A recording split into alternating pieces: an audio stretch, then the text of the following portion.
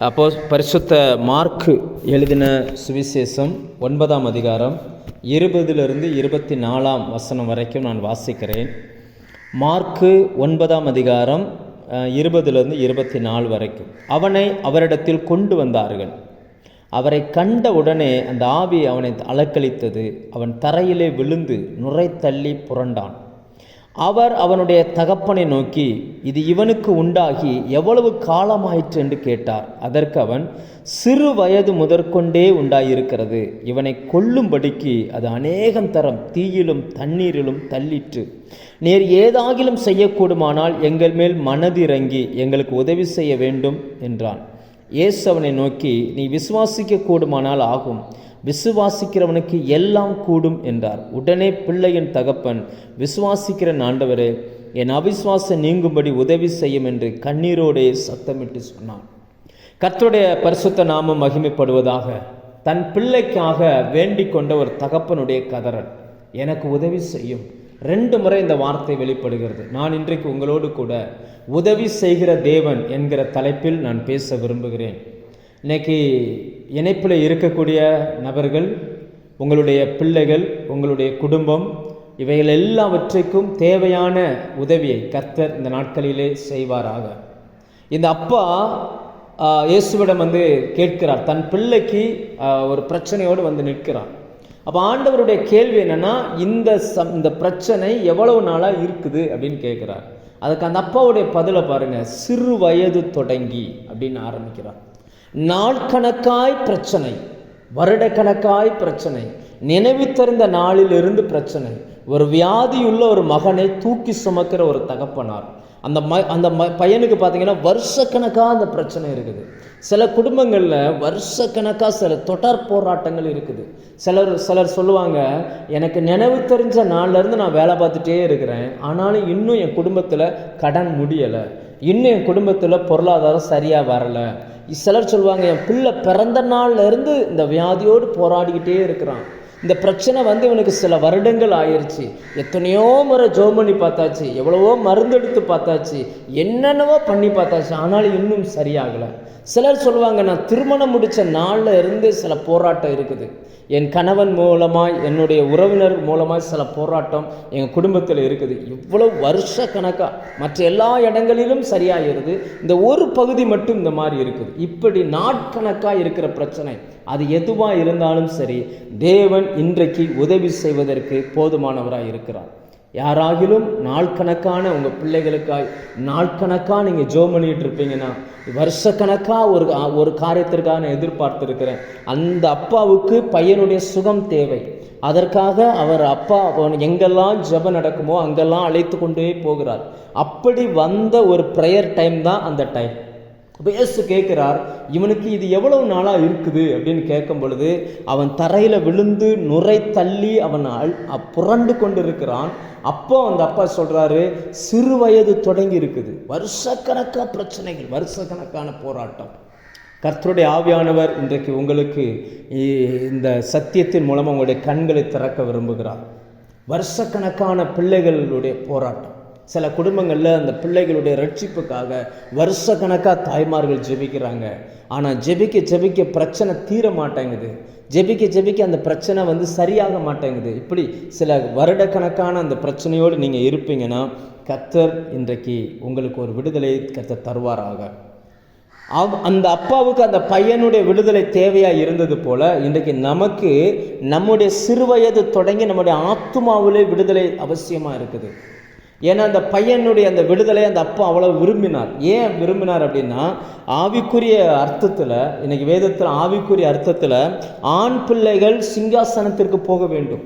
அதாவது நம்ம வெளிப்படுத்தல் 12ஆம் அதிகாரம் 4-5 படிச்சிங்கன்னா, ஒரு ஸ்திரீ ஒரு ஆண் பிள்ளையை பெற்றெடுக்கலாம், சபை ஒரு ஆண் பிள்ளையை பெற்றெடுக்குது.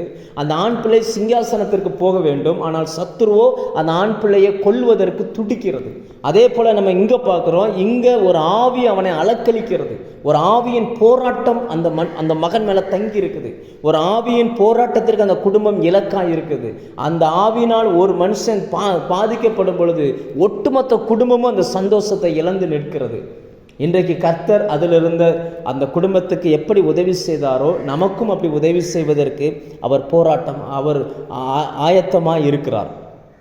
நம்ம பார்க்குறோம், அவங்க அப்பா சொல்கிறாரு, அடிக்கடி தீயிலையும் தண்ணீர்லையும் தள்ளி விட்டுருமா.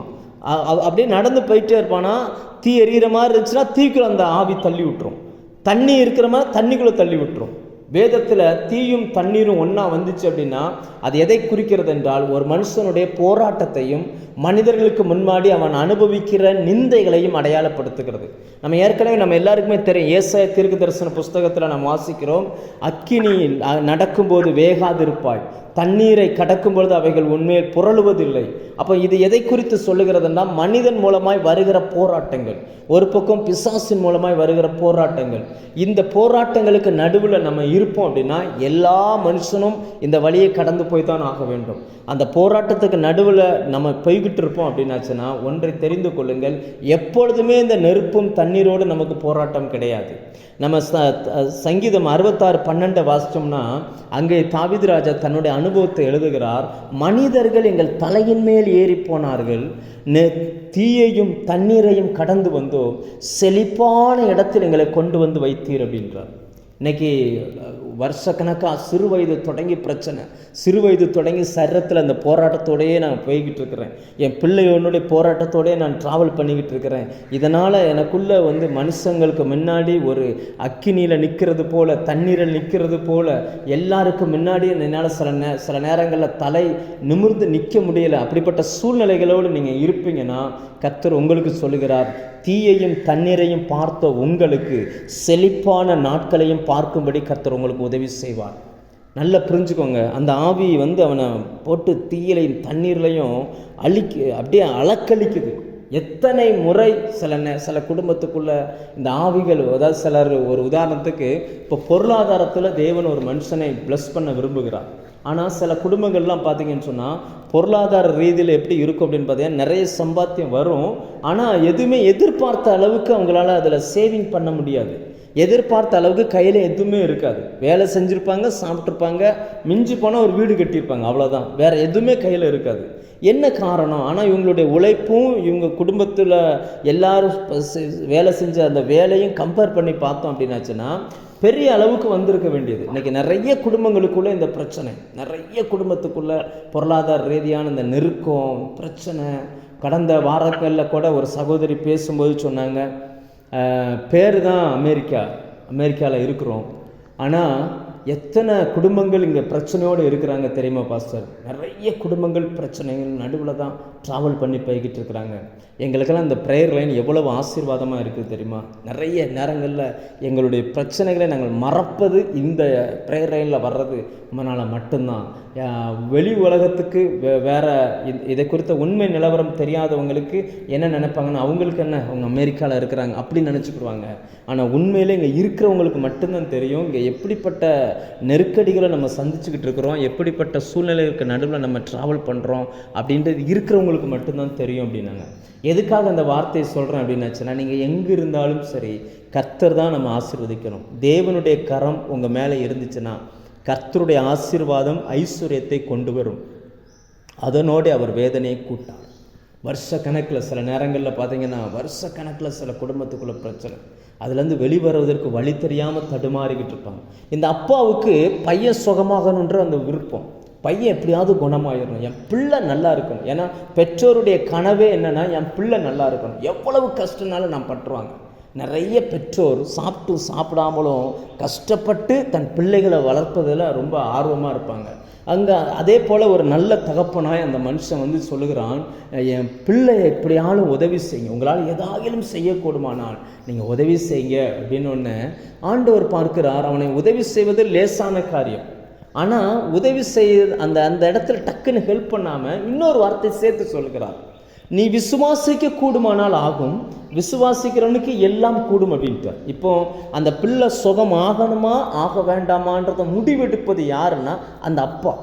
இன்னைக்கு உங்களுடைய இந்த பிரச்சனை சரி ஆகணுமா ஆக வேண்டாமான்னு சொல்லி முடிவெடுக்கக்கூடிய இடத்துல யார் இருக்கீங்க அப்படின்னாச்சுன்னா நம்ம தான் இருக்கிறோம். இன்னைக்கு நம்முடைய வாழ்க்கையில் இருக்கிற இந்த பிரச்சனைகளை தீர்க்கக்கூடிய ஒன்றை கர்த்தர் நம்முடைய கருத்தில் கொடுத்துருக்கிறார்.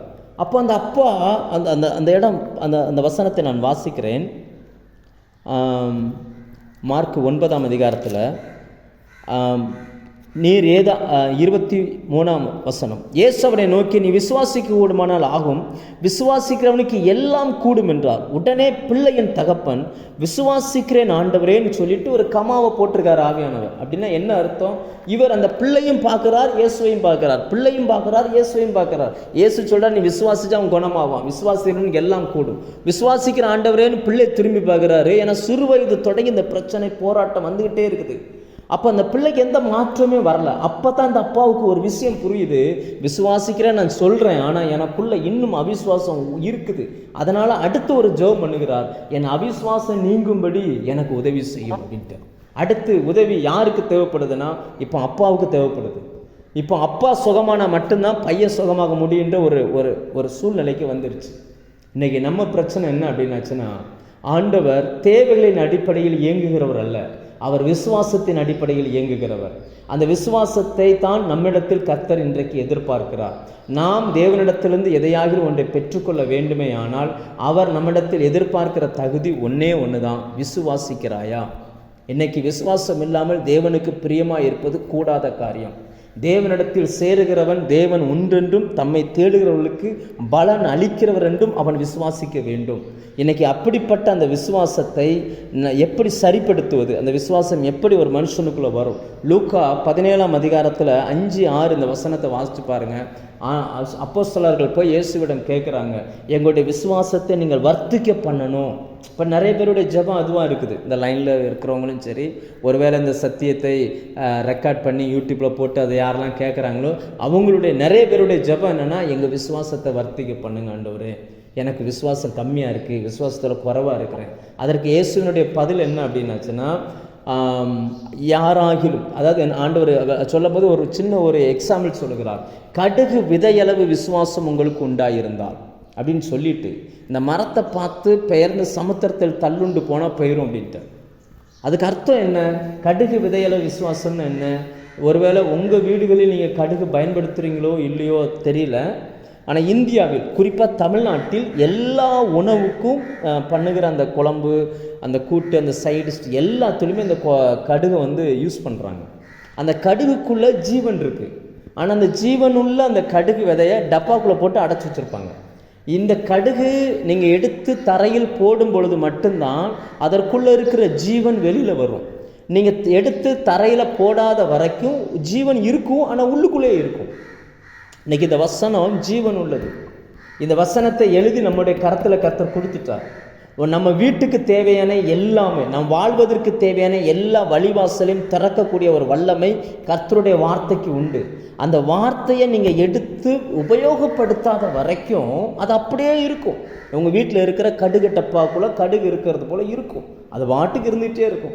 நம்ம வீட்டில் தான் இருக்குது, அது வாட்டுக்கு இருக்கும். ஆனால் அதற்குள் ஜீவன் இருக்குது. நீங்கள் அதுக்குள்ளே இருக்கிற ஜீவனை வெளியில் கொண்டு வரணும்னா நீங்கள் அதை எடுத்து இன்னொன்றை செய்ய வேண்டும். எடுத்து அந்த நிலத்தில் போட வேண்டும். நீங்கள் நிலத்தில் போடும் பொழுது மட்டும்தான் அந்த நிலத்தோடு நிலமாய் அது மாறி தன்னை மாற்றிக்கொள்ளும் பொழுது மட்டும்தான் உள்ளிருந்து அந்த ஜீவன் வெளிப்படுகிறது. இப்போ அந்த அப்பாவுக்கு அவிசுவாசம் போக வேண்டும். அவர் கேட்கிறார், என்னுடைய அவிசுவாசம் நீங்கும்படி எனக்கு உதவி செய்யும். நல்லா புரிஞ்சுக்கோங்க, அவிசுவாசம் தேவனுடைய கரங்களை கட்டி போடுகிறது. ரொம்ப ஆச்சரியம் என்ன தெரியுமா? மார்க் 6ஆம் அதிகாரத்தை நீங்கள் படித்து பார்த்தீங்கன்னா முதல் 7 வசனங்கள் இயேசு தாம் வளர்ந்த ஊராகிய நாசரேத்துக்கு வருகிறார். அங்கு தாம் வளர்ந்த அந்த தேவாலயத்தில் பிரசங்கம் பண்ணுகிறார்.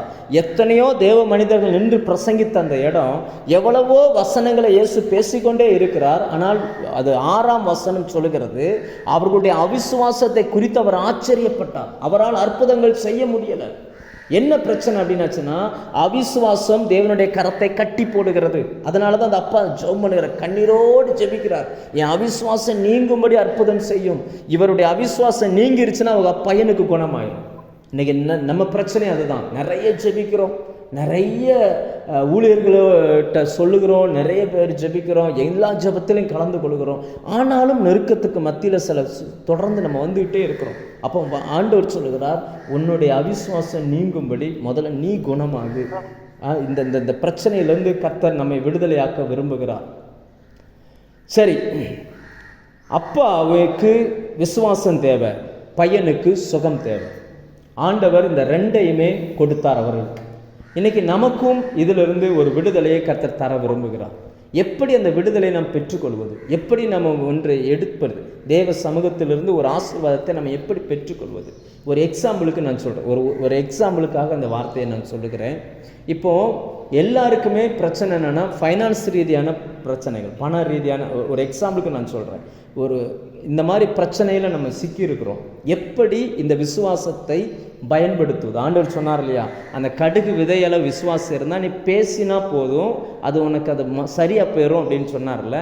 எப்படி பயன்படுத்துவது அப்படின்றத குறித்து நான் எக்ஸாம்பிளுக்கு சொல்கிறேன். இன்றைக்கி ஒரு மனுஷனுக்கு பொருளாதாரத்தில் நெருக்கம், கடன் பிரச்சனை இப்படின்னு வச்சுக்கிடும்.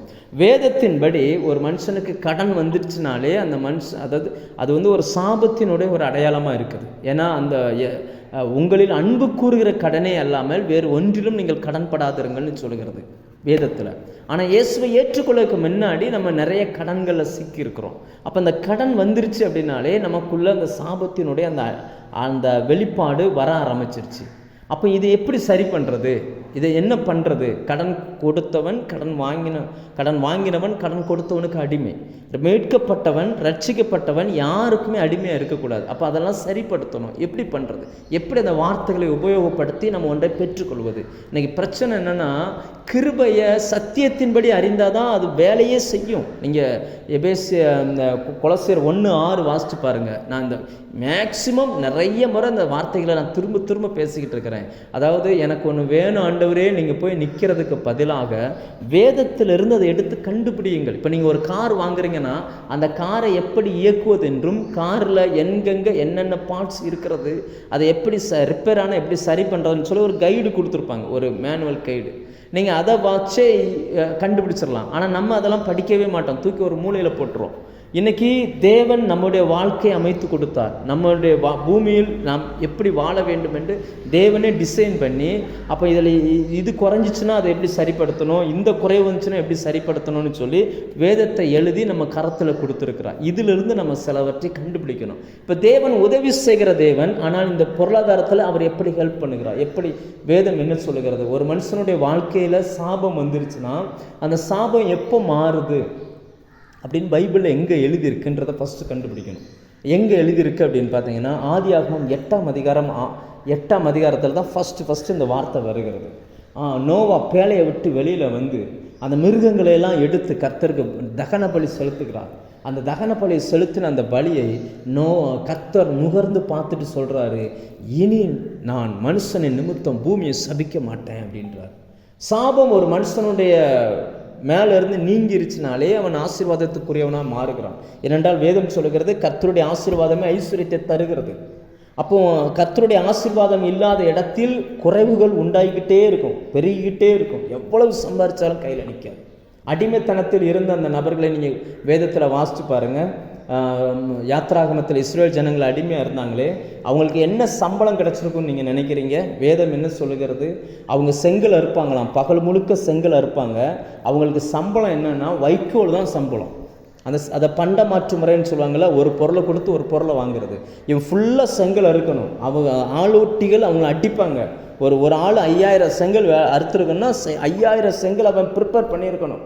5000 செங்கலுக்கு அவனுக்கு சம்பளம் எவ்வளோன்னு கேட்டால் வெறும் வைக்கோல் மட்டும்தான். ஏன் அந்த வைக்கோலை கொடுக்குறான் அப்படின்னாச்சுன்னா, இவங்கெல்லாம் ஆடு மாடு வச்சுருக்கிறவங்க, ஆடு மாடை நம்பி பிழைக்கிறவங்க, ஆட்டு மாட்டுக்கான தீவனம் தான் அந்த வைக்கோல். அதை வச்சு அந்த ஆடு மாடை வச்சு தான் இவங்களுக்கான வருமானமே. அப்போ செங்கலை செஞ்சு கொடுக்கணும், அந்த வைக்கோல் அவங்க கொடுப்பாங்க. இவங்க போய் திரும்ப இவர்களை விடுதலை ஆக்கணும்னு பேசணுன்னா அந்த வைக்கோலையே அந்த ராஜா நிப்பாட்டிட்டார். வைக்கோல் கிடையாது, செங்கல் மட்டும்தான் நீங்கள் அறுக்கணும். உங்களுக்கு தேவையானதை நீங்களே போய் வயலில் எடுத்துக்கோங்க அப்படின்னாச்சு. அப்போ வயலில் போனால் பகலில் தான் போக முடியும். 6 மணி வரைக்கும் அங்கே செங்கல் அறுக்கணும். அவ்வளவு கஷ்டம். ஆனால் நாட்கள் வந்த பொழுது அத்தனை பேரும் வெள்ளி உடைமைகளையும் பொன் உடைமைகளையும் அவங்களே கையில் கொடுத்து அவங்களை திரும்பி அனுப்பி விட்டாங்க. எதுக்காக இதை சொல்கிறேன்னா, நம்ம மேலே ஒரு சாபம், ஒரு அழுத்தம் இருந்துச்சுன்னா பொருளாதாரத்தில் அந்த நெருக்கம் இருந்துக்கிட்டே இருக்கும். அப்போ எப்படி மாறுறது? இப்போ முதலாவது சர்வாங்க தகன பலி செலுத்திட்டா சாபம் மாறுகிறது. இது ஒரு பாயிண்ட். ரெண்டாவது சாபம் மாறிடும், பொருளாதாரத்தில் இருக்கிற அந்த சாபம் மாறிடும். அப்போ எப்படி பெருக்கம் வரும்? பெருக்கம் எப்போ வரும் அப்படின்னாச்சுன்னா அதுக்கும் இதே தான் வேதம் சொல்லுகிறது. ஆதியாகமம் 22ஆம் அதிகாரத்துக்கு வந்தீங்கன்னா அந்த ஈசாக்கை பலி செலுத்துறதுக்கு பதிலாக அந்த ஆடை பலி செலுத்தி முடித்த உடனே தேவன் சொல்வார், நான் உன்னை ஆசீர்வதிக்கவே ஆசீர்வதித்து பெருகவே பெருக பண்ணுவேன், உன் சந்ததியார் சத்துருக்களின் வாசலை மிதிப்பார்கள். இதுதான் ஆபிரகாமுக்கு கொடுத்ததிலேயே பெரிய ஆசீர்வாதம். அப்போ எப்போ அது நடந்துச்சு? பலி செலுத்தி முடிந்த பிறகு, சர்வாங்க தகன பலி செலுத்தி முடிந்த பிறகு. அப்போ ஒரு மனுஷன் கர்த்தரிடத்துலேருந்து உன்னை கேட்கணும்னா ஃபஸ்ட்டு என்ன சொல்லணும்னா, எனக்காய் யாருக்காய் அந்த பலி செலுத்தப்பட்டதோ அந்த மனுஷனுக்கு தான் அந்த ஆசீர்வாதம். எனக்காய் இயேசு சர்வாங்க தகன பலியாய் மாறி இருக்கிறபடினால் என் மேலே இருக்கிற சாபம் போயிருக்குது. இயேசு எனக்காய் சர்வாங்க தகன பலியாய் மாறி இருக்கிறபடினால் நான் ஆசீர்வதிக்கப்பட்டிருக்கிறேன். நான் பெருகவே பெருகுவேன், நான் பெருகி பழுகி பூமியை நிரப்புவேன். என்னுடைய சத்துருக்கள் என் வீட்டுக்கு வரமாட்டாங்க, என் சந்ததிகள் என் சத்துருக்களின் வாசல்களை மிதிப்பாங்க. ஸோ நம்ம இப்படி வாயை திறந்து பேசும் பொழுது மட்டும்தான் அந்த ஆசீர்வாதம் நம்முடைய சிரசின் மேலே வந்து இறங்கும். இப்போது சாபம் மாறிடுச்சு, ஐஸ்வர்யமும் வந்துடும். ஏன்னா அந்த வாயின் வார்த்தைகளை அறிக்கையிட அந்த பெருக்கமும் வந்துடும். ஆனால் இது வெளியில் போகாமல் இருக்கணும்ல, பிசாசு திருடாமல் இருக்கணுமா? வேதத்தில் யாருடைய ஆசீர்வாதம் திருடப்படாமல் பாதுகாத்தது அதை நீங்கள் படித்து பார்த்தீங்கன்னா, யோபுவை குறித்து சாத்தான் பிசாசு ஆண்டவர்கிட்ட சொல்லும் பொழுது அந்த சாத்தான் சொல்லுகிறான், நீர் சும்மாவா அவனை பாதுகாக்கிறீர்? அவன் சும்மாவா உமக்கு பயப்படுகிறான்? அவனுக்குண்டான எல்லாவற்றையும் நீர் வேலையடைத்து பாதுகாக்கவில்லையா அப்படின்றார். அப்படின்னா என்ன அர்த்தம்? ஒவ்வொரு நாளும் காலமே யோபு எழும்பி சர்வாங்க தகன பலியை கர்த்தருக்கு செலுத்துவார். அதனால் யோபுவின் வீடும் பிள்ளைகளும் அவனுக்குண்டான எல்லாவற்றையும் கர்த்தர் வேலையடைத்து பாதுகாக்கிறார். நீங்கள் நல்ல கவனமாக அந்த மூணையுமே ஒரே லிங்காக எடுத்து படித்து பாருங்கள். ஒரு மனுஷனுக்காக சர்வாங்க தகன பலி செலுத்தப்பட்டால் அவன் சாபம் மாறுது. அதனால் அந்த மனுஷன் ஆசீர்வதிக்கப்படுகிறான். அப்படி ஆசீர்வதிக்கப்படுகிற அந்த ஆசீர்வாதங்களை பிசாசு தொடவே முடியாது. கர்த்தரே வேலை அடைத்து பாதுகாக்கிறார். இதை ஒவ்வொரு மனுஷனும் எப்படி இயேசு அந்த விசுவாசத்தை வர்த்திக்க பண்ணுவதற்கு பேச சொன்னாரோ, அதே போல் பொருளாதார ஆசீர்வாதம் வேணும்னா தேவ சமூகத்தில் இந்த மனுஷன் இந்த வார்த்தைகளை அறிக்கை பண்ணணும், வாயை திறந்து பேசணும். அப்போ மட்டும்தான் இவைகள் உயிரடையும். இன்னும் சொல்லப்போனால் எலும்புகள் நிறைந்த அந்த பள்ளத்தாக்குகளுக்குள்ளே எசேக்கியேலை கொண்டு போய் நிப்பாட்டிட்டு அந்த எலும்புகளுக்கு நடுவில் இருந்து கர்த்தர் பேசுகிறார். எசேக்கியேலுக்கு சொல்லி கொடுக்கிறார், இப்படி சொல்லு அப்படின்றார். இன்னைக்கு கர்த்தருடைய நாமத்தினால நான் உங்களுக்கு இவைகளை சொல்லி கொடுக்கறது போல அன்னைக்கு கர்த்தர் சொல்லி கொடுத்தார். கர்த்தர் சொல்லி கொடுத்த உடனே அந்த எலும்புகளுக்குள் எந்த மாற்றமே வரல. ஆனால் கர்த்தர் சொல்லி கொடுத்த அந்த வார்த்தையை அந்த எசேக்கியேல் பேச ஆரம்பிச்சார் பாருங்க, எலும்புகளுக்குள்ள ஒரு அசைவு உண்டாயிற்று. இன்னைக்கு உங்களை சுற்றிலும் நாட்கணக்காய் வருஷக்கணக்காய் கிடைக்காத அந்த ஆசீர்வாதங்கள் உலர்ந்த எலும்புகளைப் போல இருந்தாலும் நீங்கள் வாயை திறந்து விசுவாசத்தோடு அறிக்கை பண்ணும் பொழுது அவைகளுக்குள்ளே ஜீவனை கொடுத்து எழுந்து நிற்க பண்ண தேவன் வல்லவராய் இருக்கிறார். கர்த்தர், நான் உங்களுக்கு ஒரு எக்ஸாம்பிளுக்கு இந்த காரியத்தை சொல்லியிருக்கிறேன். ஒரு எக்ஸாம்பிளுக்கு பொருளாதார நெருக்கத்தில் இருக்கிறவங்க அதுலேருந்து எப்படி வரணுன்றதை சொல்லியிருக்கேன். இதே போல தான் குடும்பத்தில் சமாதானம் இல்லையா, எங்கே இருக்குன்னு வேதத்தை தேடுங்க. பிரச்சனையோடு இருக்கிறீங்களா, அதுக்கு தீர்வு எங்கே இருக்குன்னு வேதத்தை தேடுங்க. நீங்கள் எல்லாமே இதற்குள்ளே கர்த்தர் வைத்திருக்கிறார், தேடி வாசியுங்க. சரி, நம்ம கர்த்தருடைய வார்த்தைக்கு நேராக போகலாம். தேவன் உதவி செய்கிறவர். இன்றைக்கி ஒரு மனுஷனுக்கு கர்த்தர் எப்படி உதவி செய்வார்? ஒரு பாதிக்கப்பட்ட மனுஷனோ அல்லது இந்த பூமியில் பிறக்கிற எந்த மனுஷனாக இருந்தாலும் சரி, கர்த்தர் அந்த மனுஷனுக்கு எப்படி உதவி செய்வார்? 3 விதங்களில் தேவன் உதவி செய்கிறார். 1, மனிதர்கள் மூலமாய் உதவி செய்கிறார். 2வது, தூதனை அனுப்பி உதவி செய்கிறார். 3வது, கர்த்தரே இறங்கி வந்து சில உதவிகளை செய்கிறார். இந்த 3 விதங்களில் தேவன் ஒரு மனுஷனுக்கு உதவி செய்கிறார். அவர் செய்கிற அந்த உதவிகளை மட்டும் நம்ம வேகமாக பார்த்துட்டு நான் உங்களுக்காய் ஜெபிக்க விரும்புகிறேன். முதலாவது 2 சாமுவேல் 21ஆம் அதிகாரம் 15, 16, 17 இந்த வசனத்தை நான் உங்களுக்காய் வாசிக்கிறேன். 2 சாமுவேலின் புஸ்தகம் 21ஆம் அதிகாரம் 15, 16, 17. பின்பு பெலிஸ்தர் இஸ்ரவேலின் மேல் யுத்தம் செய்தார்கள். அப்பொழுது தாவீதும் அவனோடு கூட அவன் சேவகரும் போய் பெலிஸ்தரோடு யுத்தம் பண்ணினார்கள். தாவீது விடாய்த்து போனான். அப்பொழுது 300 சேக்கல் நிறை வெண்கலமான ஈட்டியை பிடித்திருக்கிறவனும் புது பட்டயத்தை அறையிலே கட்டி கொண்டவனுமான இஸ்பிபெனோத் என்னும் ராட்சத புத்திரல் ஒருவன் தாவீதை வெட்ட வேண்டும் என்று இருந்தான். செரியாவின் குமாரனாகிய அபிசாய் ராஜாவுக்கு உதவியாக வந்து பெலிஸ்தனை வெட்டி கொன்று போட்டான். மனிதர்கள் தாவீதை குறித்து வேதத்தில் நீங்கள் படிச்சீங்கன்னா, தாவீது எந்த இடத்திலுமே தோத்ததாகவோ அல்லது யுத்தத்தில் அடிப்பட்டதாகவோ தோல்வி முகத்தை சந்தித்ததாகவோ எங்குமே இருக்காது. இந்த ஒரு பகுதியில் மட்டும்தான் இந்த வார்த்தை வருகிறது. ஏன்னா தாவீதினுடைய கரங்களை யுத்தத்துக்கும் விரல்களை போருக்கும் படிப்பித்தது தேவனாகிய கர்த்தர். ஒரு கையில் பட்டயத்தையும் ஒரு கையில் கேடயத்தையும் பிடிச்சு நின்னா எதிர்த்தால இராணுவமே வந்து நின்னாலும் சரி தாவீதினுடைய இருதயம் பயப்படாது. ஏன்னா கர்த்தர் அப்படிப்பட்ட யுத்த முறைகளை தாவீதுக்கு சொல்லி கொடுத்திருக்கிறார். அதனால தான் அவர் சொல்வார், உம்மாலே நான் ஒரு சேனைக்குள் பாய்வேன், ஒரு மதிலை தாண்டுவேன், என் பலனாகிய கர்த்தாவேன்னு சொல்லுவார். ஆனால் இங்கே பார்த்தீங்கன்னு சொன்னால் தாவீது விடாய்த்து போனார். எவ்வளவு பெரிய மனுஷனும் சோர்ந்து போகக்கூடிய காலங்கள் வரும். டயர்டாகிட்டார். இப்போ பார்த்தீங்கன்னா அந்த யுத்தத்தில் தாவீது அந்த யுத்தத்தில் தோற்கக்கூடிய ஒரு சூழ்நிலை, தாவீதினுடைய ஜீவன் போகக்கூடிய ஒரு சூழ்நிலை.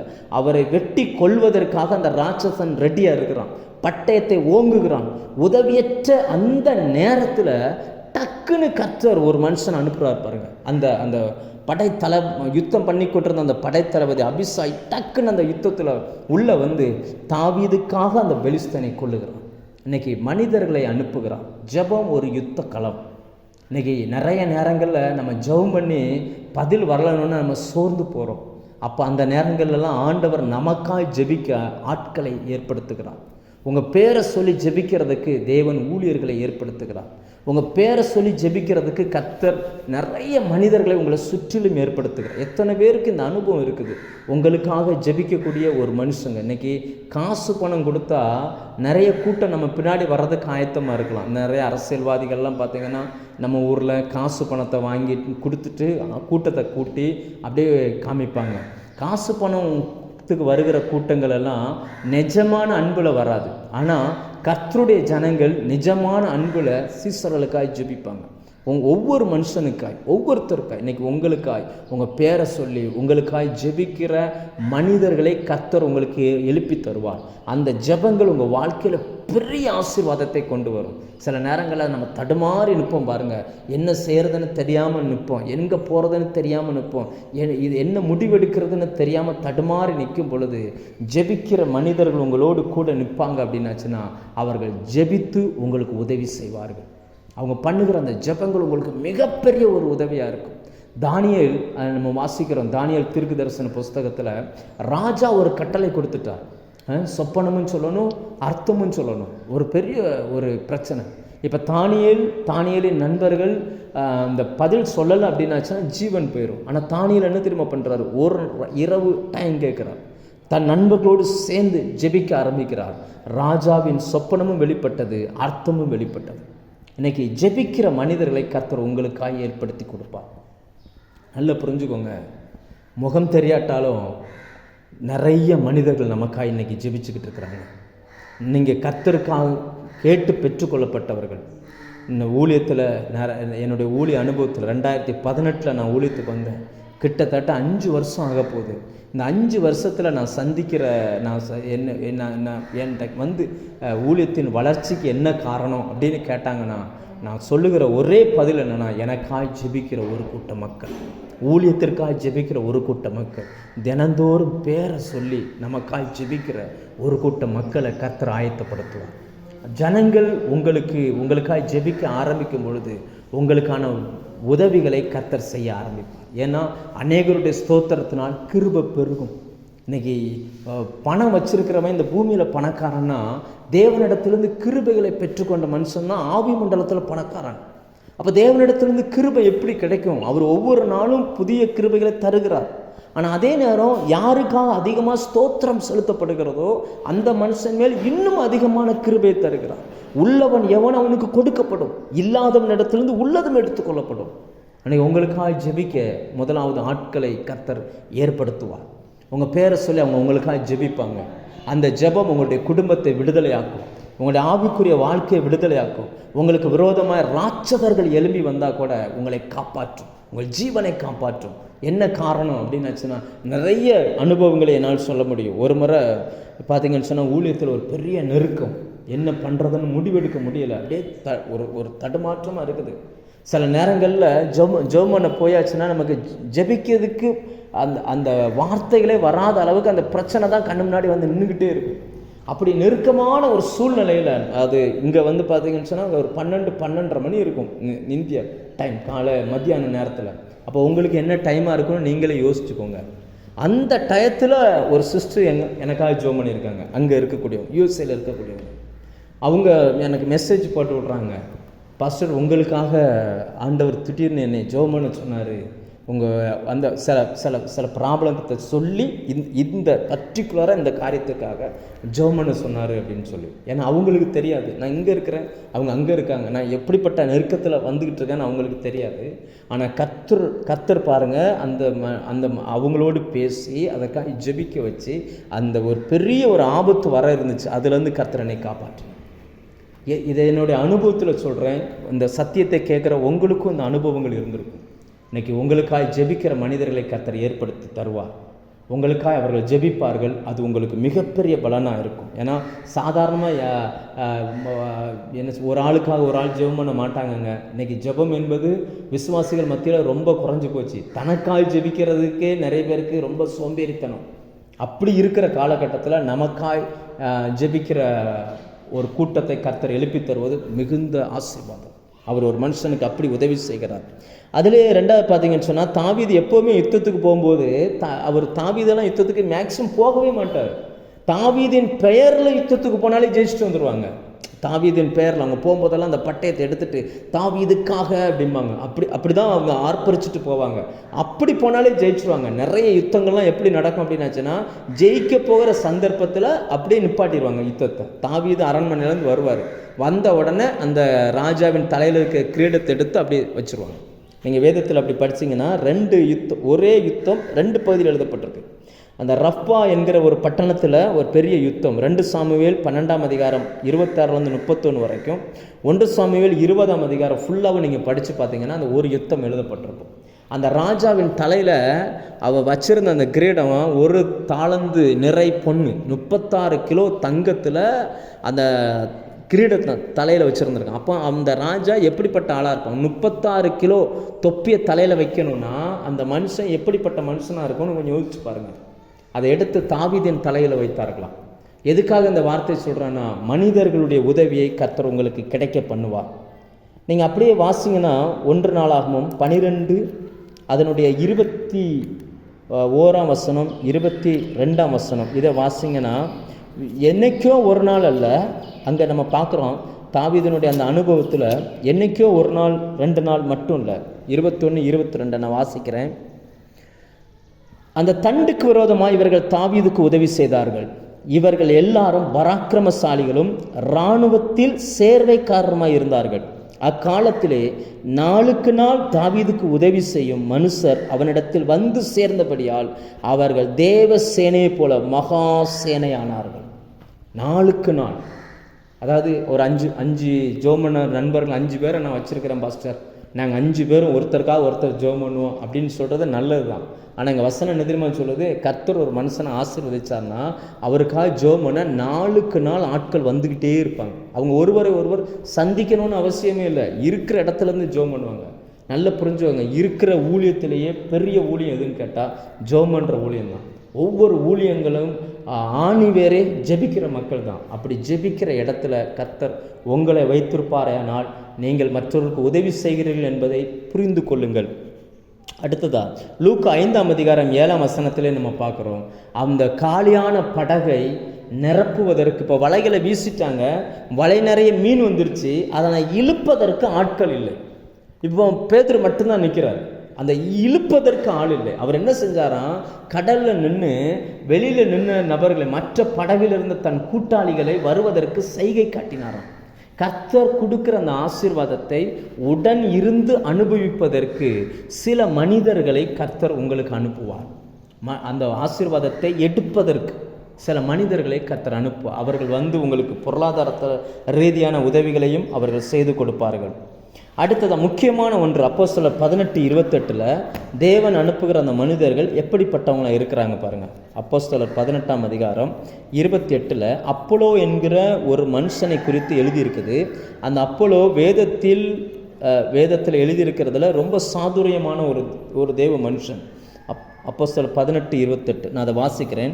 அவன் அங்கே வந்த பின்பு வெளியரங்கமாக யூதருடனே பலமாய் தர்க்கம் பண்ணி இயேசுவே கிறிஸ்து என்று வேத வாக்கியங்களை கொண்டு திருஷ்டாந்தப்படுத்தினபடியால் கிருபையினாலே விசுவாசியானவர்களுக்கு மிகவும் உதவியாயிருந்தான். நல்ல ஊழியர்களை, நல்ல வேத ஞானம் உள்ள ஊழியர்களை உங்களுக்கு கர்த்தர் தருவார். அவர்கள் விசுவாசிகளுக்கு உதவியாக இருப்பாங்க. இன்னைக்கு பிரச்சனை என்ன தெரியுமா? தேவனுடைய ரகசியங்களை கர்த்தர் பேசுவதற்கு ரெடியாக இருக்கிறார், வெளிப்பாடுகளை கொடுப்பதற்கு அவர் ரெடி. ஆனால் கேட்டு வாங்குறதுக்கு தான் ஆட்கள் இல்லை. அதனால தான் பிரச்சனையே. நல்ல ஊழியர்களை கர்த்தர் உங்களுக்கு அறிமுகப்படுத்துகிறார் என்றால் கர்த்தர் உங்களுக்கு உதவி செய்கிறார் என்ற அர்த்தம். இந்த வசனம் அப்படிதான் சொல்லுகிறது. கிருபையினாலே விசுவாசியானவர்களுக்கு மிகவும் உதவியாக இருந்தான். அப்போலோ ஒரு சாதாரண ஒரு மனுஷன், ஆனால் யூதர்களுடைய அந்த பழைய ஏற்பாடை மட்டும்தான் அந்த மனுஷன் அறிந்திருந்தான். அவனை ஆக்கிலாவும் பிரிஸ்கிலாலும் ஒரு ஊழியக்காரனாக உருவாக்கிட்டாங்க சத்தியத்தை சொல்லி. அதன் பிறகு அந்த மனுஷன் அந்த சத்தியத்தை கற்றுக்கொண்டு அநேகருக்கு உதவியாக இருந்தான். நல்ல ஊழியர்கள் ஒரு பெரிய ஆசீர்வாதம். நம்ம வேதத்தில் பார்க்குறோம், ஒரு ராஜா இருந்தார். அந்த ராஜாவுடைய பெயர் உசியா அப்படின்னு சொல்லுவாங்க. உசியா ராஜா. வேதத்தில் 52 வருஷம் அவர் அரசாண்டார். தாவீது அல்லது சாலமோன், சவுல் இவங்கெல்லாம் 40 வருஷம் தான்.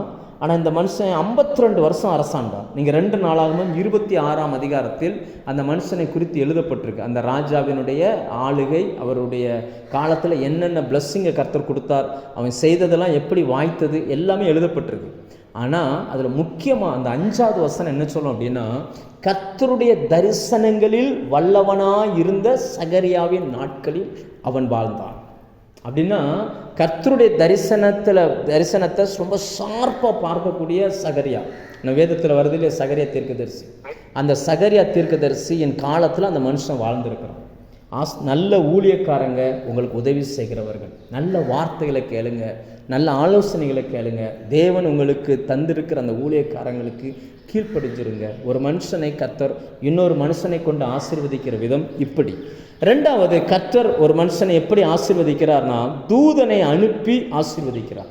ஒரு தூதனை அனுப்பி அவனுக்கு உதவி செய்ய வைக்கிறார். தானியேல் 10ஆம் அதிகாரம் நம்ம எல்லாருக்குமே தெரிந்தபடி ஒரு பெரிய ஜெபம் அங்கே ஏறெடுக்கப்படுகிறது. அந்த தானியேலின் ஜெபத்திற்கான பதிலை, அந்த பதில் கொண்டு வரக்கூடிய கர்த்தருடைய அந்த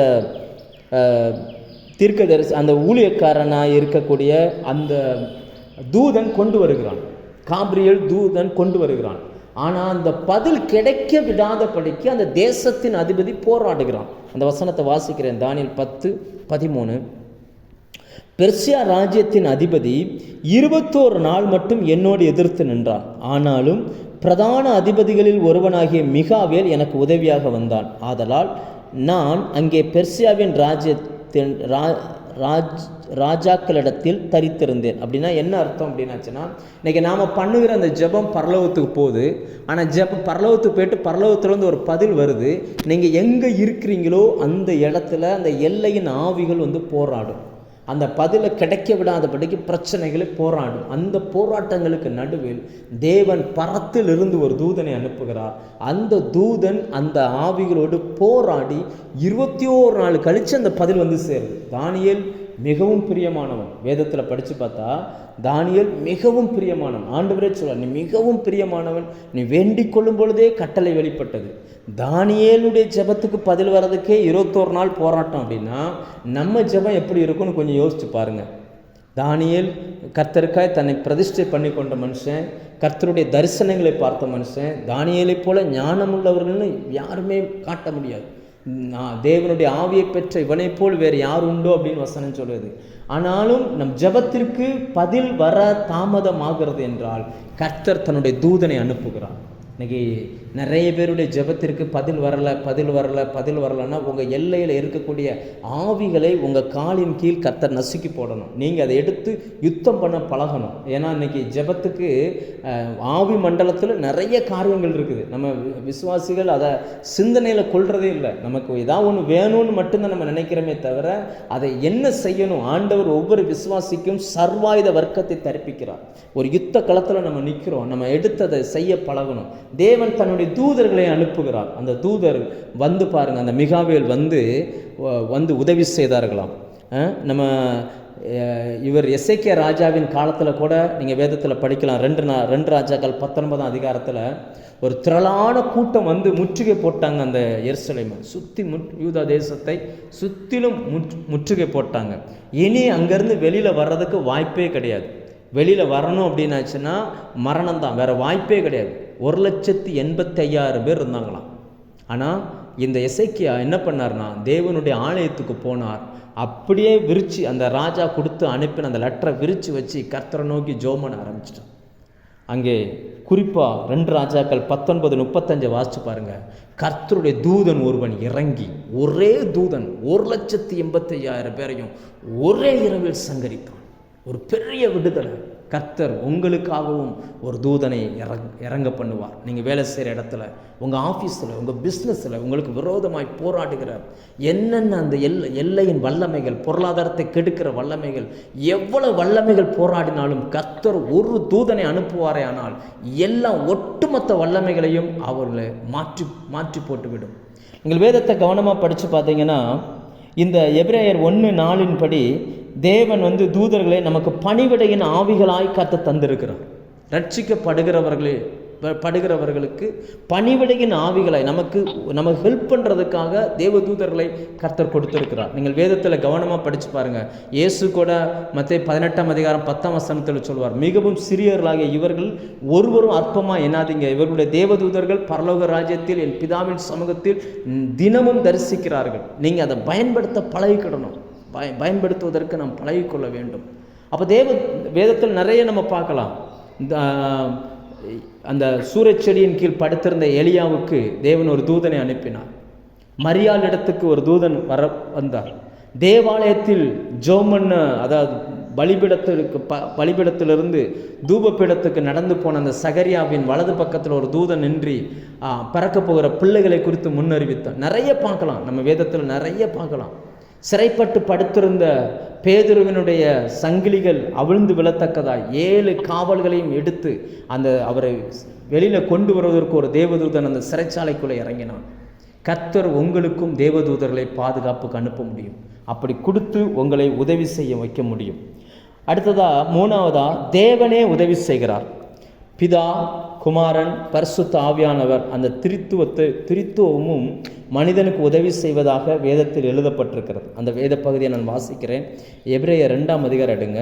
அந்த 2ஆம் அதிகாரத்தில் 16வது வசனத்தை நான் வாசிக்கிறேன். 16. அவர் தேவதூதருக்கு உதவியாக கை கொடாமல் ஆபிரகாமின் சந்ததிக்கு உதவியாக கை கொடுத்தார். இன்னைக்கு ஆபிரகாமின் சந்ததியாகிய விசுவாச சந்ததி நாம், கர்த்தருடைய அழைப்பை பெற்றவர்கள் நாம், கர்த்தருக்காக எல்லாவற்றையும் விட்டு வந்தவர்கள் நாம். ஆபிரகாம் எப்படி கர்த்தரை விசுவாசித்தானோ, விசுவாசம் மறக்கத்தார் எல்லாரும் ஆபிரகாமின் சந்ததி. ஆனால் தேவதூதர்களுக்கு உதவியாக பிதா கை கொடுக்கல, நமக்கு உதவியாக கை கொடுத்தார். நமக்காய் தன் குமாரனை இந்த பூமிக்கு கொடுத்தார். வேதம் சொல்லுகிறது, தன்னுடைய சொந்த குமாரன் என்று பாராமல் அவரையே கொடுத்தவர் அவரோடு கூட மற்ற எல்லாவற்றையும் நமக்கு அருளாதிருப்பது எப்படி? அதே 2ஆம் அதிகாரம் 18ஆம் வசனம் என்ன சொல்லுகிறது? ஆதலால் அவர்தாமே சோதிக்கப்பட்டு பாடுபட்டதினாலே அவர் சோதிக்கப்படுகிறவர்களுக்கு உதவி செய்ய வல்லவராக இருக்கிறார். இது யாரை குறிக்கிறது? இயேசுவை குறிக்கிற வார்த்தை. அவர் நமக்காய் சோதிக்கப்பட்டார், நமக்காய் எல்லா பாடுகளையும் ஏற்றுக்கொண்டார். அவர் குமாரனாக இருந்தும் பட்ட பாடுகளினால் கீழ்ப்படுதலை கற்றுக்கொண்டார். ஒரு சோதனை எப்படி வரும் அவருக்கு தெரியும். அவர் மனிதனாய் இந்த பூமியில் வாழ்ந்திருக்கிறார். ஒரு கண்களினால் ஒரு சோதனை எப்படி வரும், மாம்ச இச்சையினால் எப்படி வரும், வேலை செய்கிற இடத்துல எப்படி வரும், குடும்பத்தில் எப்படி வரும், ஜெபம் பண்ணுறவங்களுக்கு எப்படிப்பட்டதான சோதனைகள் எல்லாம் அவருக்கு தெரியும். அவர் நமக்கு உதவி செய்ய போதுமானவராக இருக்கிறார். நம்முடைய உணர்வுகளையும் உணர்ச்சிகளையும் புரிந்த ஒரு நல்ல தேவனாய் அவர் நம்மோடு கூட இருக்கிறார். ரோமர் 8:26 சொல்லுகிறது, அந்தப்படியே ஆவியானவரும் நம்முடைய பலவீனங்களில் நமக்கு உதவி செய்கிறார். அவர் நம்ம கூட இருக்கிறாருங்க. இன்றைக்கி பூமியில் நம்ம கூட இருக்கிறார். இந்த சத்தத்தை உங்கள் செவிகளுக்குள் கர்த்தர் கேட்க வைக்கிறார். உங்கள் இருதயத்திற்குள் உள்ளே போக வைக்கிறார். நீங்கள் அந்த சத்தத்திற்கு கீழ்ப்படியும்படி அவர் உங்களுக்கு உதவி செய்கிறார். நிறைய பலகீனம் நமக்கு இருக்குது. அந்த பலகீனத்துக்கு மத்தியில் பரிசுத்த ஆவியானவர் நின்று நம்மை பலப்படுத்துகிறார். அவர் தான் வலுவாதபடி நம்மை காக்கவும் தமது மகிமையுள்ள சன்னிதானத்திலே மாசு அற்றவர்களாய் நிறுத்தவும் வல்லமை உள்ளவர் அவர் மட்டும்தான். அவர் தான் நமக்கு உதவி செய்ய முடியும். அவர் தான் நம்ம எல்லாவற்றிலிருந்து நமக்கு காப்பாற்ற முடியும். இன்றைக்கி உதவி செய்கிற தேவனாய் நம்மோடு கூட இருக்கிறார். உங்களுக்கு எந்த இடத்துல என்ன மாதிரி உதவி வேணும், கர்த்தர் அந்த உதவி செய்வதற்கு போதுமானவராய் இருக்கிறார். ஒரு முறை ஒரு சின்ன குழி அந்த நம்ம ஊரில் தோண்டுவாங்க, அந்த போர் போடுவாங்க. சில நேரங்களில் போர் போட்டுட்டு அந்த போருக்குள்ளே மூடி வைக்காமல் போயிடுவாங்க. சில பிள்ளைங்க விளையாடும் போது உள்ளே விழுந்துடும். அப்படி ஒரு குழிக்குள்ளே ஒரு குழந்தை விழுந்துச்சு. ஒரு பையன் விழுந்த உடனே அந்த தீயணைப்பு படை வீரர்கள்லாம் வந்தாங்க. வந்து உள்ளே ஒரு கயிறை விடுறாங்க. கயிறை விட்டு, இந்த கயிறை நல்லா பிடிச்சிக்கோ, நான் உன்னை மேலே தூக்கிடுறேன் அப்படின்றாங்க. நம்ம மேலே தூக்கிடுறேன் அப்படின்னோடனே அவன் கேட்டிருக்கான், நீங்கள் என்னை தூக்கிடுவீங்களா அப்படின்ட்டுருக்கான். உள்ளே இருந்துட்டு, நான் தூக்கிடுவேன்டா, நீ நல்லா பிடிச்சிக்கோடா அப்படின்னோடனே அவன் சொன்னான், இல்லை எங்கள் அப்பா வர சொல்லுங்கள், எங்கள் அப்பா வரட்டும் அப்படின்னு இவன் சொல்லியிருக்கான். கடைசியில் பார்த்தா அவங்க அப்பா எங்கேயோ வேலைக்கு போயிருக்கிறார். அவங்க அப்பாவுக்கு தகவல் கொடுத்து அவங்க அப்பா வந்துட்டார். அப்பா சரி நல்ல திடகாத்திரமான ஆளாக இருப்பார்னு பார்த்தா அவர் ஆள் நல்ல ஒல்லியாக ஒரு மாதிரி நோஞ்சான ஒரு மாதிரியாக இருக்கிறார். அப்போ அவர் வந்து வேகமாக கயிறை பிடிச்சிட்டு அவர் சொல்கிறார், அப்பா வந்துட்டான்டா, டே பயப்படாரு, அவனை தூக்கிடுதான்டா அப்படின்னு சொல்லி அவனை தூக்கிட்டாங்க. கஷ்டப்பட்டு எடுத்து மேலே வந்துட்டான். மேலே வந்த பிறகு வந்த உடனே இந்த தீயணைப்பு வீரர்கள்லாம் கேட்குறாங்க, ஏண்டா நாங்கள் இவ்வளவு திடகாத்திரமாக இருக்கிறோம், நாங்கள் உன்னை தூக்கிட மாட்டோமா? உங்கள் அப்பா பாரு, அவரே ஆள் எப்படி இருக்காரு, அவர் வந்தால் தான் அவர் தான் உன்னை தூக்கிடுவார், நீ நம்புறியா அப்படின்னு.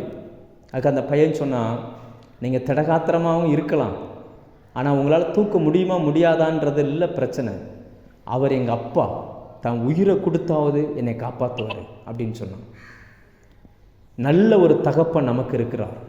அவர் நம்மை புரிந்தவர், நமக்கு உதவியாய் கை கொடுப்பார். உங்களுக்கு என்னென்ன பிரச்சனை இருந்தாலும் சரி, அவர் உங்களுக்கு உதவியாய் கை கொடுப்பார். சிறு வயது தொடங்கி ஆவியின் போராட்டத்தில் எந்த பிரச்சனையில் சிக்கியிருந்தாலும் சரி, நீங்கள் சோதனையில் சிக்கியிருக்கிறீங்களா, அடிக்கடி இந்த பிரச்சனையில் நல்ல பகலில் நல்லா இருக்கிற ஒரு பிரச்சனை இல்லை, ராத்திரி தனிமேனு வந்துருச்சுன்னா நான் சோதனைக்குள்ளே சிக்கிற மாதிரி இருக்குது. சோதிக்கப்படுவர்களுக்கு உதவி செய்ய அவர் வல்லவராக இருக்கிறார். நம்முடைய பலகீனம், ஆவி மண்டலத்தில் எனக்கு வரக்கூடிய பலகீனம், அடிக்கடி நான் கோவப்பட்டுருந்தேன், எரிச்சல் பட்டுருந்தேன். அது வெளியில் தெரியாது. வெளியில் பார்க்குறதுக்கு நான் சிரித்த முகமாக இருக்கிறது மாதிரி தெரியும், ஆனால் உள்ளுக்குள்ளே நான் ரொம்ப கோவப்படுறேன். அதனாலேயே என்னால் ஜெபத்தில் நிலைச்சி நிற்க முடியலை. எனக்கே தெரியுது நான் பண்ணுறது. இப்படிப்பட்ட சில பலகீனங்களுக்கு மத்தியில் நீங்கள் போய்கிட்டு இருக்கிறீங்களா? நம்முடைய பலகீனங்களில் நமக்கு உதவி செய்கிற ஆவியானவர் நம்மோடு கூட இருக்கிறார். அவரால் நமக்கு உதவி செய்ய முடியும். கர்த்தர் நம்ம எந்த சூழ்நிலையிலும் உதவி செய்வதற்கு போதுமானவராக இருக்கிறார். உங்களுக்கு என்ன தேவை, என்ன உதவி வேணும், தேவ சமூகத்தில் விசுவாசத்தோடு நீங்கள் கேளுங்க. தன் ஜீவனையே கொடுத்தவர், நமக்காய் தன் ஜீவனையே கொடுத்தவர் அவைகளை தரமாட்டாரா? கடைசியாக ஒரு வசனத்தை வாசித்து நான் முடிக்க விரும்புகிறேன். 2 நாளாகமத்தின் புஸ்தகம் 14ஆம் அதிகாரம் 11ஆம் வசனம். ஒரு ராஜா பண்ணுகிற ஒரு ஜெபம். அந்த ஜெபத்தில் அவர் உச்சரிக்கிற அந்த வார்த்தை பாருங்கள். 2 நாளாகமம் 14ஆம் அதிகாரம் 11ஆவது வசனம். அதில் ஆசா தன் தேவனாகிய கர்த்தரை நோக்கி கூப்பிட்டு, கர்த்தாவே, பலம் உள்ளவனுக்காகிலும் பலனற்றவனுக்காகிலும் உதவி செய்கிறது உமக்கு லேசான காரியம். வசனம் என்ன சொல்லுது பாருங்கள். பலன் உள்ளவனுக்காகிலும் பலன் இல்லாதவனுக்காகிலும் உதவி செய்வது லேசான காரியம். உங்களுடைய தேவைகள் எவ்வளவு பெருசாக இருக்கலாம், நீங்கள் ஆண்டவர்கிட்ட நீங்கள் என்ன எதிர்பார்க்குறீங்களோ அது உங்கள் பார்வைக்கு பெருசாக இருக்கலாம், சிறுசாக இருக்கலாம், எப்படி வேணாலும் இருக்கலாம். நான் ஒரு எக்ஸாம்பிளுக்காக ஒரு சம்பவத்தை நான் சொல்லி முடிக்கிறேன். விருதுநகர் பக்கத்தில் எம் சுப்புலாபுரம்னு ஒரு ஊர் இருக்குது.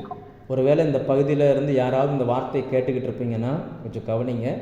எம் சுப்புலாபுரம்னு ஒரு ஊர் இருக்குது. அந்த ஊர் பக்கத்தில் அது என்ன சொல்லுவாங்கன்னா சமத்துவபுரம் இருக்குது. 100 வீடுகள் அடங்கின ஒரு சமத்துவபுரம். அந்த சமத்துவபுரத்தில் கோபால் அப்படின்னு சொல்லி ஒரு ஐயா இருக்கிறார். 62 வயசு. ஒரு 4 வருஷத்துக்கு முன்னாடி ஒரு பைக் ஆக்சிடெண்ட்டில் 2 காலும் இழந்துட்டார். இப்போ 2 காலுமே கிடையாது, அதாவது தொடைக்கு கீழே 2 காலும் கிடையாது. அவர் உட்காந்து தான் போக முடியும் எங்கே போனாலுமே.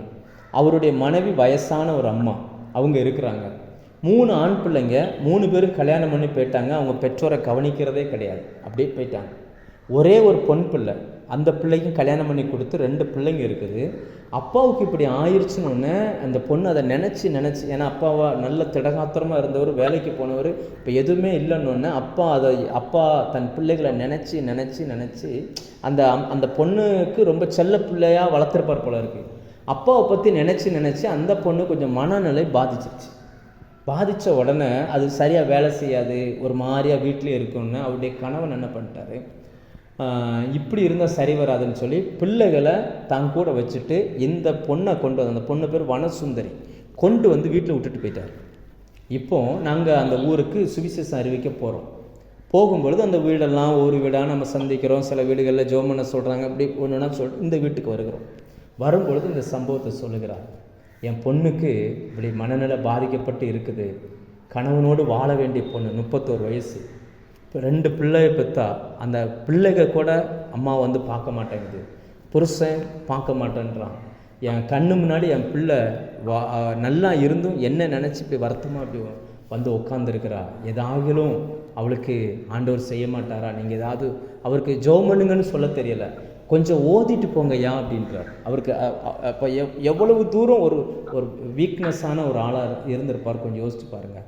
இப்படிப்பட்டவர்களுக்கும் உதவி செய்ய அவர் போதுமானவராக இருக்கிறார். எல்லாம் இருந்தும் என்னை போக்குவரத்தில் மட்டும் எனக்கு பாதுகாத்தா போதும், அப்படி இருக்கிறவங்களுக்கும் உதவி செய்ய போதுமானவராக இருக்கிறார்.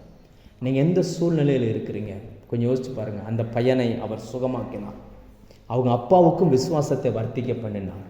இங்கிருந்து ஜோமன்னா அங்கே அற்புதங்களை கர்த்தர் செய்யும்.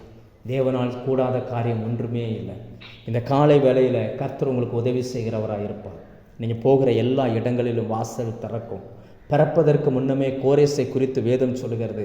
கோரேஸ் என்னுடைய மேய்ப்பன், நான் அவனை அபிஷேகம் பண்ணியிருக்கிறேன், பேர் சொல்லி அழைத்திருக்கிறேன், அவனுக்கு முன்னாடி ராஜாக்களுடைய இடைக்கட்டுகளை நான் அவிழ்ப்பேன், கதவுகள் திறந்து வைக்கப்பட்டிருக்கும், இருப்பு தாழ்பால்கள் முறிக்கப்படும், வெண்கல கதவுகள் உடைக்கப்படும், ஒளிப்படத்தில் இருக்கிற பொக்கிஷங்களையும் அந்த காலத்தில் இருக்கிற புதையல்களையும் நான் எடுத்து அவனுக்கு கொடுப்பேன். பிறக்கவே இல்லை, அபிஷேகம் பெற்றவனுக்கு கர்த்தர் இவைகளை வைத்திருக்கிறார். இன்றைக்கு அதை கர்த்தர் உங்களுக்காக செய்வார். மறைந்து வைக்கப்பட்டிருக்கிற புதையல்கள், பொக்கிஷங்கள் கர்த்தர் உங்களுக்கு தருவார். நம்ம எல்லாரும் ஜெபிக்கலாமா?